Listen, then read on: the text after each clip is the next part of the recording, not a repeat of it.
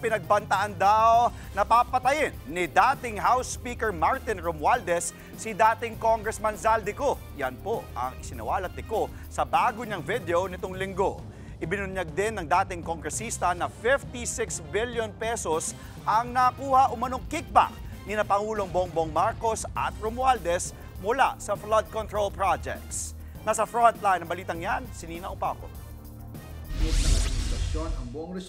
Sa part 3 ng kanyang pahayag kaugnay ng korupsyon sa gobyerno, isiniwalat ni dating Congressman Zaldico na pinagbantaan umano siyang papatayin ni dating House Speaker Martin Romualdez kung ibubunyag niya ang pagpapasingit ng 100 billion pesos sa 2025 national budget. March 2025 pa lang, si Speaker ay nagpaparinig na sa akin sa aming meeting that he will shoot me if I will talk. Dagdag pa ni Ko, si dating House Speaker Martin Romualdez din ang pumigil sa kanyang umuwi ng Pilipinas. At pagkatapos niyang sabihin sa akin in a phone call na, "Don't come home, we will take care of you," tumawag ulit si Speaker Martin at sinabihan niya ako na pag umuwi ako will be dangerous. Kasi they might hire someone to do a rob out on me or hire the police to kill me while in jail. Buwelta naman ang palasyo. Nagiging comedy series na raw ang expose ni Ko. Maglabas daw siya ng ebidensya sa umunay pagbabanta sa kanya. Kung yan pala yung concern niya, unang-una, syempre dapat ipakita niya muna ebidensya niya kung talaga nasa yung threat. Kung totoong concern siya sa katotohanan at concern siya sa bayan, bakit series pa? Di ba dapat isang bultuhan lang yung sinabi niya? Ito lahat ang katotohanan. Ayon naman kay Ko, hindi lang 21 billion pesos ang nakuhang kickback mula sa flood control projects. Umabot daw yan ng 56 billion pesos. Marami pa akong dadalhin sa liwanag. Isa na dito ay yung kay Henry Alcantara, ang DPWH boys, ang sinasabi nilang halaga sa ICI ay 21 billion. Hindi po totoo yan. Ang totoong numero ay 56 billion pesos at yung pong halaga na yan ay kay Pangulong Bongbong Marcos at Martin Romualdez na punta lahat. Naunang sinabi ni na dating DPWH Engineer Henry Alcantara at Bryce Hernandez na nasa 25% ng kabuoang halaga ng kontrata ang kickback ni Ko mula sa mahigit 400 flood control projects. Higit 35 billion pesos naman ang halaga ng mga proyektong ito.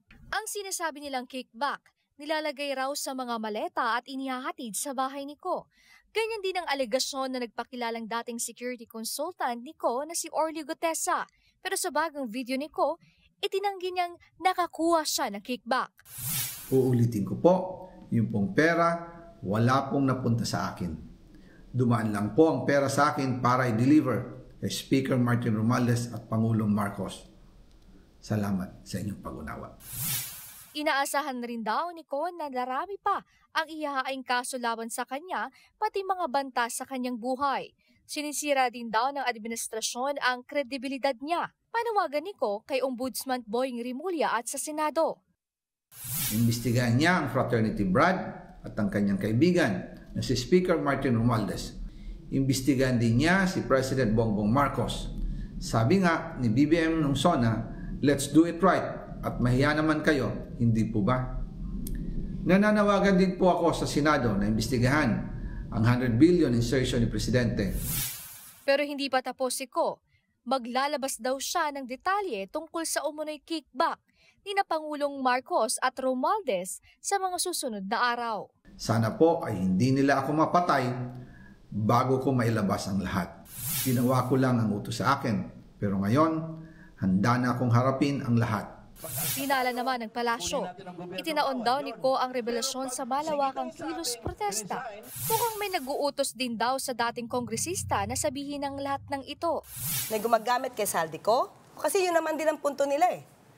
Pag-alabi ng damdamin ng tao para mawala ang Pangulo sa posisyon.